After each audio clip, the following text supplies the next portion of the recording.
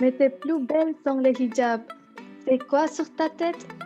So you're Muslim. But why is it only women who have to wear it? Je comprends, mais pourquoi que les femmes?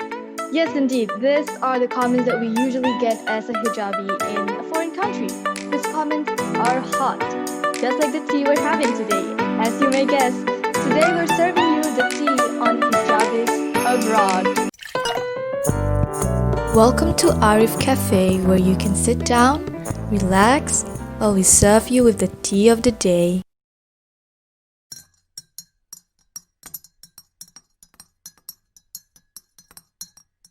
Assalamualaikum and good morning, everyone. Welcome to the first episode of ARIF Cafe. And as you may notice, unless you're listening to this on SoundCloud, you may not notice, but we have some guests joining us today. Shan, boleh tak perkenalkan who are these mysterious girls? Yes, of course, Kina. We have three special girls joining us today. We have first of all Aini from Toulon, Sal from Rennes, and Hi. Intan from Grenoble. Hi, guys. Okay, so to begin our podcast for today, I would like to first invite Aini, then followed by Sal and Intan to talk a little bit about yourself to our listeners. So I start first. Okay. Yep. My full name is Cikgu Nur Aini binti Cikgu Juso, but people usually call me Aini. Currently 21 years old. I'm also a Malaysian student in France, currently studying in IUT Toulon dans génie mécanique et productique, mechanical engineering. Next. Assalamualaikum, bonjour, and good morning, everyone. I'm Nur Salwani binti Sabdani, but people usually just call me Sal. So I'm 19 years old this year. I'm currently studying in Rennes in chemical engineering. Nice to meet you guys. Okay, so hi guys. So my name is Nur Fatin Najor Zaidi. It's a bit too long, so people just call me Intan. It's weird, I know. So I'm currently in France, in Grenoble to be precise, and I'm taking Bachelor of International Business. I'm 21 years old, and I'm from Kedah. Right. So we have these three wonderful guests today to talk about our theme for today, which is being a hijab abroad, especially in France. So since all of us we are wearing hijab now, and all of you girls look pretty amazing today. So why don't we share Thank you. among us when do we actually start wearing this so-called tudong, like as we call it in our culture? I mean, I'm sure we have some interesting stories to tell, don't we? So why don't you share first, Intan?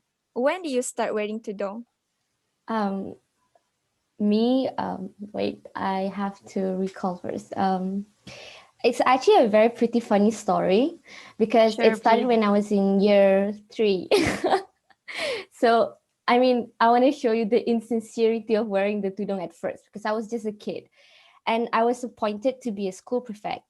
And the only thing that differentiated a normal student and a normal female prefect was the color of the tudong.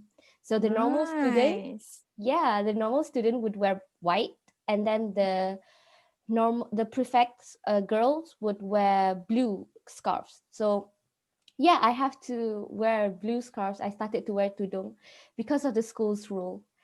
But then, I was still a kid up until like 11 years old. I will sometimes do leave the house without wearing one to play with my friends because I was quite a very macam lasak girl. Panjat pokok, lumba lari, mandi sungai and all.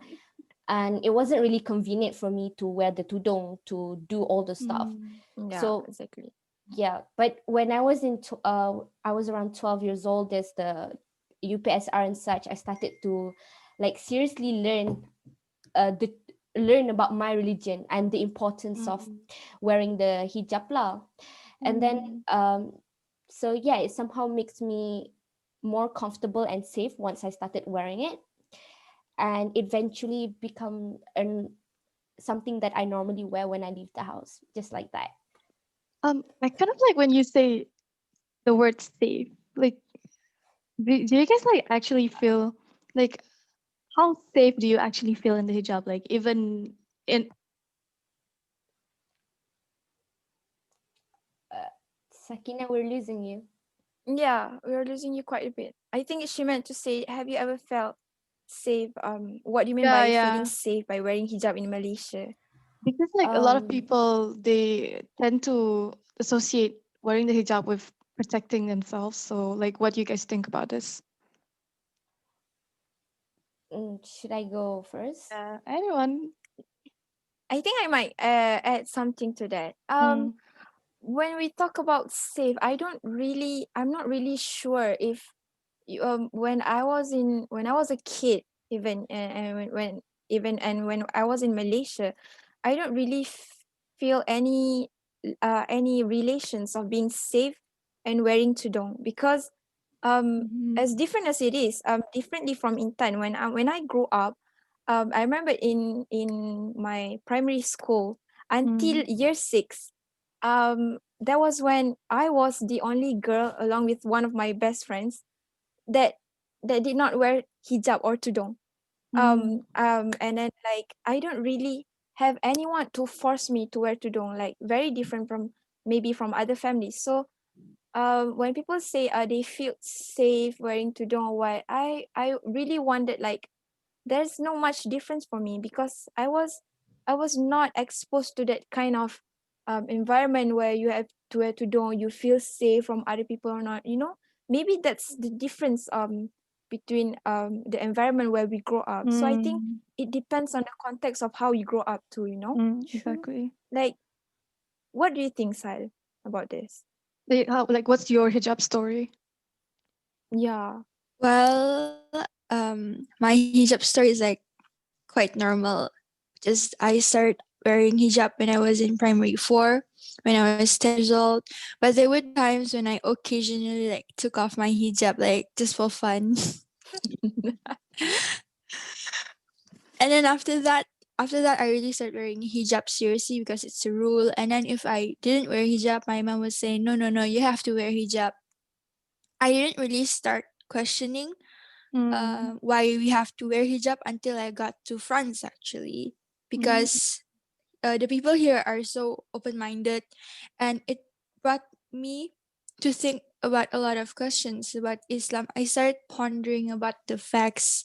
Why am I wearing hijab? To be honest, when I first got to France, I was in Tours, and my friends and we would like sometimes go out pretty late at night. We would arrive home at like 1 a.m. or something because we were out. And during those times, I felt quite unsafe, to be honest, because like, okay, I'm walking even though with my friends at an unknown country during that time, late at night, and wearing the hijab made me felt safe. I don't know why, Oh, because interesting. I was kind of scared. Yeah, because I was never independent in Malaysia. Suddenly in France, I'm an independent woman. And it was my first time going out late at night. It was scary, it was dark. Even though I had my friends with me, I still felt scared. But a deep part of me, there was like this kind of like an assurance that no, you're actually safe when I was wearing the hijab. So in certain times wearing the hijab made me felt safe. I'm That's gonna very have to interesting, agree with Shine. Sal. Yeah. Yeah. What about you, Aini? How do you feel about wearing hijab? Talking about hijab story, my story is like kind of mix of you guys. I started wearing hijab when I was like 9 years old, just like Intan, year 3 in primary school. And during that time, I think I was like Fahmi, the last one who wear hijab, but if I compare to my friend. So like the people around me thought like, why this girl didn't wear hijab? She's already 9. Because I live in a society that cannot see some weird weird action from people. Yeah, Very I strict lah, understand. very strict. Yeah. Mm. Why this girl didn't wear hijab? Where this girl like that? Okay. But then to say that I really learned why we should wear hijab is when I go to my secondary school. Yes, because I live in hostel, so that I learn like a lot about Islam and so on. So I know. I think. Yeah. Yes, Jen? Go on. Okay. No, because I would Sorry. like to know your Yeah. story too, because you're the only one who hasn't shared yours. For me? Oh yeah. Oh yeah. Yeah. Well, my story is pretty similar to everyone. It's like I started wearing hijab because my dad said wear the hijab at 10 years old, and I just kind of like went with it. I never really questioned it. And everyone wears it at school. Everyone wears it in like the majority of people wears it in Malaysia. So I mean, from what I observed from everyone's story in Malaysia is that the hijab is the norm. It's the social norm. So I think it's a good time that we maybe shift to the second question of the day, because like Yeah. in Malaysia, hijab is the norm and deviancy is not wearing the hijab. So in France, hijab is no longer a social norm. So how do you actually feel like wearing the hijab abroad? Like, I mean, some of you guys have mentioned some of your stories in France, but like maybe like talk about how our experience with Islamophobia, perhaps wearing the hijab. Intan? That's actually a very interesting question, Sakina. Because people in Malaysia, especially, always ask me that, and with the news going on about on Twitter Oh, about Islamophobia, terrorist attacks, hate crimes, things that they don't know for real if what's the real context behind the story, you know.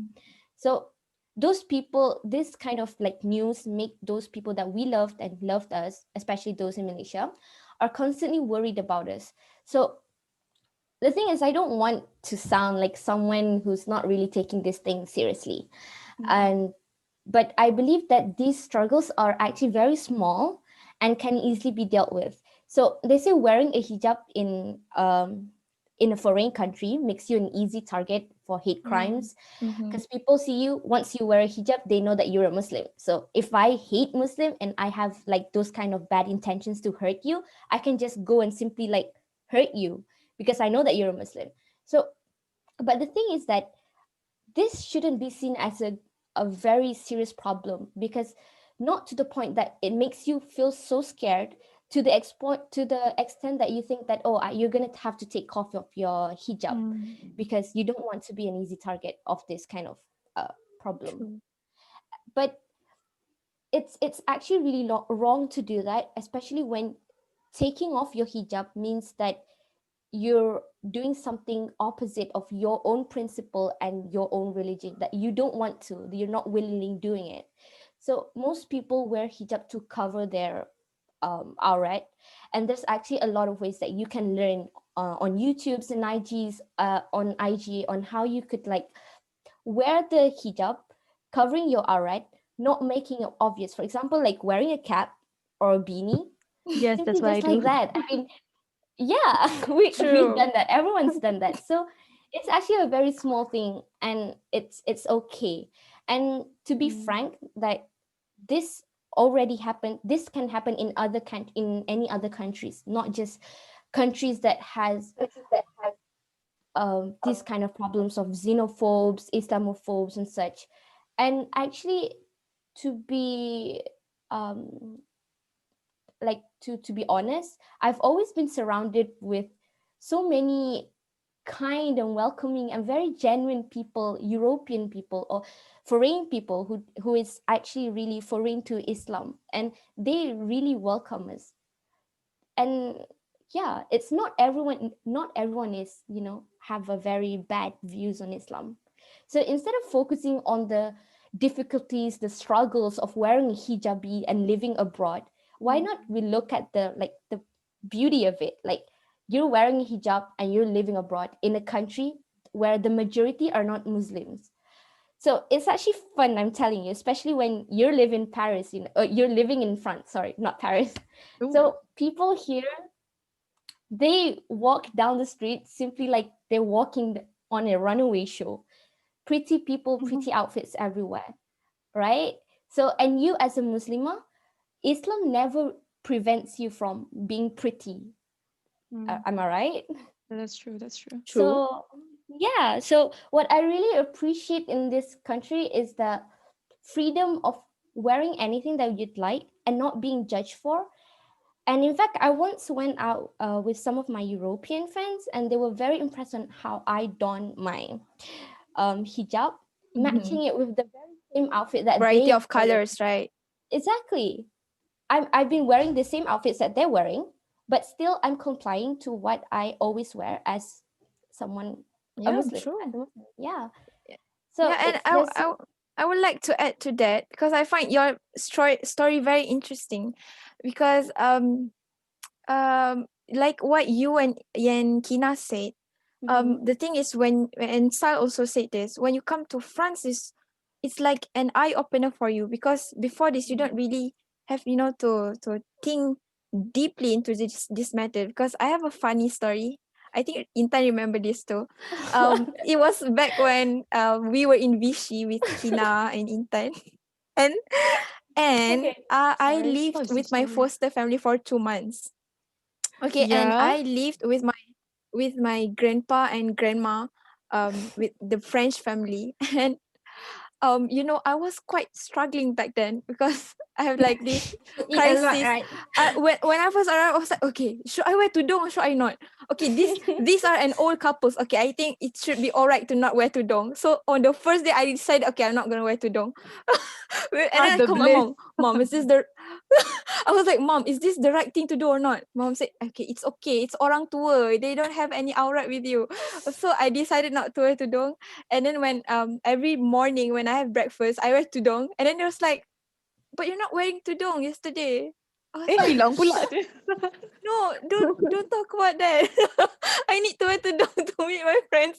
And then like from there on, they always like every time if I wear cap or if I wear something that's not tudung, they will be very happy. And when I wear tudung, they were like, oh, why aren't you Sama, wearing what sama. you wore Yeah. yesterday? Oh, I was like, yeah. I so remember the day that Shan came and knocking at my door wearing just a cap. Say, Intan, come on, let me in. Cepat, cepat. so I was like that is like a very memorable experience for me, because like when you live with a French family for the first time and on the day that you leave Malaysia, and then you have to adapt to the lifestyle there. You have to every day during dinner we would talk about this, and they will be like, Shine, it's okay if you feel like it's too hard on you. You don't have to wear tudung like full. You can just cover wearing, like the snow cap or anything if you feel uncomfortable. True. I Yeah. think normally people in like us, we're kalau like people come to our house pun kita malas nak grab a hijab or something. We usually just wear the kapush, right? Yeah, true. It's as long as you like Papuch is cover the jacket, parts by that the you way. want to cover. Oh, sorry. Okay, yeah, a hoodie. A hoodie. Yeah. What's your thought on that, Sal? What about you? Do you have any funny story too? To be honest, Alhamdulillah, I've never really experienced any discrimination regarding my hijab or anything like that. Maybe there was one time during when the news of Islamophobia came to be, popular. The right, Charlie Hebdo tu ke? yeah, the Charlie Yeah. Hebdo one, It's very recent. and I was going to, during Easter holidays. So me and Rani, we were going to Tuch, and she saw an old man giving me strange looks, but I was too dense. I didn't notice it. So so she glared back at that man for me, and then I was like, Oh. oh my god, that happened. Thank you, Rans. Like, The okay, sweet like of Rani. Sal's story is quite similar to mine as well. Like this was like after the Charlie Hebdo incident, like the Islamophobia in the media was so rampant. So I went to another city with my friends here, and like I was the only one with the hijab, and like this old French guy, he was like, he literally said, ah, mais c'est mieux qu'on peut voir les cheveux. It's like basically saying like, it's like basically saying I'm not pretty because I don't wear the hijab, that like I don't show my hair. It was, I think, like it was really it was a really horrible experience for me. And my friend Hannah, she's Chinese, she's non-Muslim. She decided to take her scarf and turn it into a hijab so that I don't have to experience it on my own. And it was so touching and heartwarming, and like bless these people, bless these people. Oh. But I would like to add that people saying that girls who wear hijab are not pretty. It's not true. That's true. Because like as Intan said, that there's like many styles you can wear, many colors, and for me personally, I'm not good at wearing the hijab. My mom told me many times, why are you always wearing your hijab like that? Not pretty. So I was like, okay, I may not be able to wear the hijab, so may not be able to wear the hijab prettily like other people. So I did this once. I wore like makeup full glam and I went out, and someone complimented me, oh, you look very pretty, even when I was wearing the hijab, because I was wearing full makeup on, and I was like, look. even if you don't Go wear girl. even if you don't wear your hijab properly, I mean, like I wear it properly, just maybe not in a flattering way. So, but then I was still complimented that I was pretty. So I was like, look, mom, I can do it. You go, girl. What about you, Aini? How do you feel about wearing tudung in France? Well, the problem about hijab starts when in 2017 when I was in Intet at that time. I was like for the interview for the JPA fast track punya SAR punya batch ya. So at that moment the interviewer asked all the Muslimah on if you have to take off your hijab in IUT, what you will do. And because of that question, I don't so rezeki biasa Allah dah tetapkan kan. I'm not mean to be with the FP people, but then because of that question, yeah, there were just only one Muslimah at that time, Farah Zulkifli. I think you guys know her. Yeah, Fazu. There's only her who passed that interview and yeah, managed to go to France earlier than us. But yeah, okay, talk about hijab also in 2000. Ya, betul. Ada hikmah sangat. So, tak kenal korang. Apa? Okay. But untuk experience pakai hijab, yeah. I have like kind of a bad experience during my first week in France. Because at that moment, yeah, you have to do bank cards, student cards, bus card, and so on. But here in Toulon, to do the student card, you have to take off your hijab. But during that time, I was lucky because the photographer was a woman and we just stayed like in a small room for the photograph to take the picture. ASA2. Okay, but then the student card I use like every single day until now, yeah. So like sometimes I think I showed like card with my hair. Sometimes my friend boy one see it and I like and the same thing happened during when I do my bus card. It's worse because to do the bus card you need to take off your hijab also like in front of people. I have like all the Tulone 8 orang, 7 orang kat belakang tu semua ada. Tengoklah kat tu. Serious? Yeah, true. And it happens during like the first week in France and I was so sad in that time like murung seminggu lah betul lah. Dah time tu duduk rumah mak angkat yang masak tak sedap. Dah lah bulan puasa. Okay. Memang murung seminggu lah time tu. Yeah. Tapi yeah, I'm syukur because that moment I have like a supportive support system. So yeah. Ada yang tolong yang bagi apa tu, bagi semangat balik. Yeah. like us housemates in Lille, we make fun of each other's faces lepas ambil gambar untuk visa. And then we're Yeah. like, really buruknya muka macam penjenayah. Then like, we were just making Nampak fun tak? of Inilah each other support system. just to lighten up the spirit, because like you have to like rambut kena letak behind the ears and then like tak boleh senyum, and then people like buruknya, jangan tengok, just pace it on, just jangan tengok. Tapi in response Intan. in response to Aini punya story kan, I somehow don't really experience that kind of things in terms of those administrative process things tau. Boleh pindah Grenoble Maybe because like in Grenoble, boleh lah datang. There's a science po here though. Oh. Maybe I think it's because in Grenoble, like there's a large population of Muslim people tau. I mean, we even have a quartier that is like full with those Arab people. So I mean, they are accepted, something like that. So it's normal to see people wearing hijab. Sama lah. Then goes to here lah juga dekat Toulon ni, like community of Muslim people is like no, memang jalan boleh nampak je orang pakai tudung, memang itulah. That's why I feel safe lah being here. Just the experience during the first week je lah make me like okay. So I think kita dah weigh both situations in Malaysia and in France. So maybe like just one final question. Do you think you guys have found your why behind the hijab? I mean, it's okay if you have not, but have you guys? I don't know. Well, have you, Intan?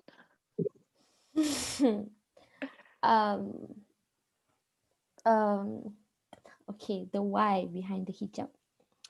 I think I can say the purpose of wearing hijab changes from one phase to another tau. For example, when we first learned why we need to wear hijab, we must be like pretty hesitant and reluctant to wear it. Macam, why do I have to wear this? Why do I feel obliged to wear this? I mean, okay, it's a religious punya obligation for you to wear hijab. And then came to the phase, and then you move to the phase where you actually learn that you wearing this, the religion encourages you to wear this. And there's always explanation behind it. For example, when you cover up yourself, somehow you feel much more safer and people can like respect you. And moving on to the next phase is when you already accept it, being it as a norm. When you leave the house, it feels weird for you not to wearing it. So macam that, the purpose changes from like being a part, an identity of ourselves. When I leave the house, I wear tudung because it's a part of me. I wear tudung because it is me. Something like that lah. It's no more religion punya obligation. Yeah, faham. Like that. Aini? I think at first memang because of it's a norm in Malaysia. If you don't wear, it's like kind of weird. But after all, if we sidik balik, kita tengok lah daripada mana kewajipan pakai tudung tu it starts. Okay, I would like to share like a phrase from Quran, Surah Al-Ahzab ayat 59 yang mengatakan, maksud dia, hai Nabi, katakanlah kepada isteri-isterimu, anak perempuan dan perempuan-perempuan mukmin agar mereka mengulurkan jilbabnya. Dengan demikian mereka lebih mudah dikenal dan tidak akan diganggu. Dan Allah Maha Pengampun dan Maha Penyayang.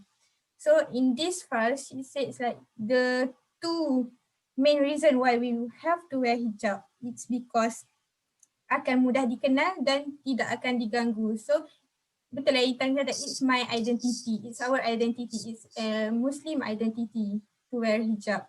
And second one is to tidak akan diganggu. And after that, after all of our story, we can really see like the relation between the face and apa-apa yang kita cerita tadi tu. Like you feel safe when you wear your hijab. Yeah. And that's my reason. Like just to add to what Aini just said, right?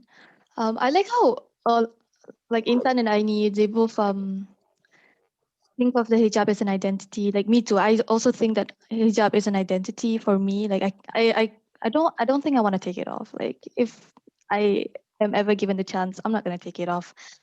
But like about about being safe, like I think it does make me feel safe as in mentally safe from doing, I don't know, sins. But it's in no way justifying, I don't know, for example, sexual harassment or like rape, and people will be like, oh, tak pakai tudung tu sebab tu lah kena rogol ke apa. No, no, no. This is not like that. Okay, there's another verse of this in the Quran about, you know, women has to cover up, men has to what do you call it? Tundukkan pandangan. Yeah, so like just, you know, no, in no way are we justifying it. Okay, just a side note. Sal, how about you? Well, I do agree that hijab is part of our identity as a Muslim, but to be honest, I'm still in the journey of discovering why I'm wearing the hijab. Okay. And to be honest, I'm enjoying taking my time with it. Like every time because I do like a lot of makeup bits and whatnot, and I always wear like hijab. I always wear like hijab. Sometimes I would go out with my hijab just to take like makeup pictures, and people would look at me and be like, "What the hell is she doing?" So, but then because sometimes because in Instagram we do see Muslim people who are not wearing hijab, and they're having fun with it.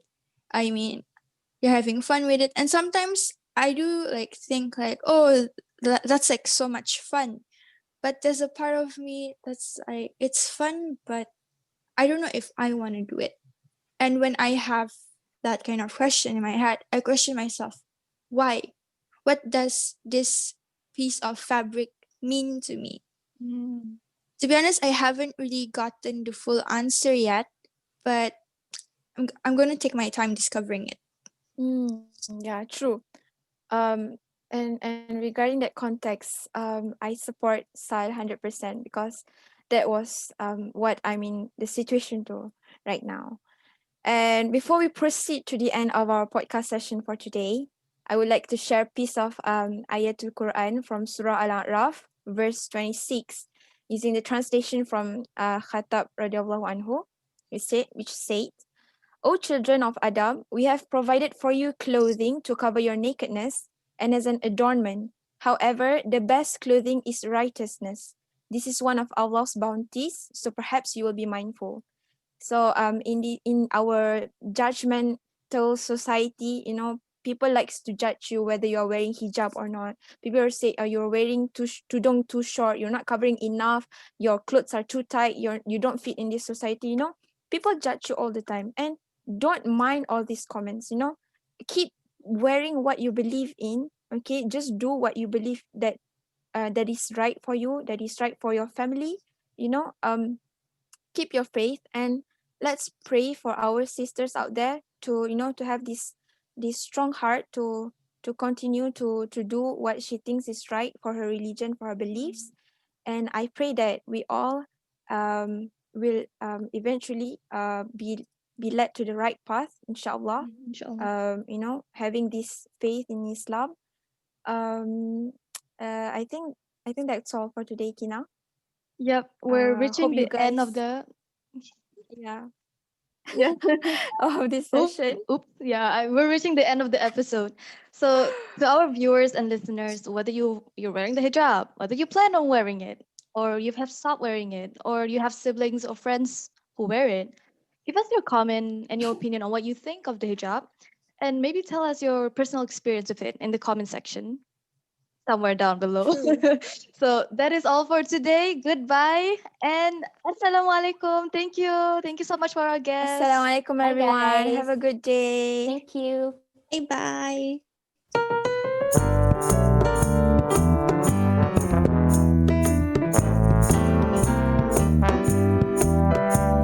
I looked in the mirror, and what did I see?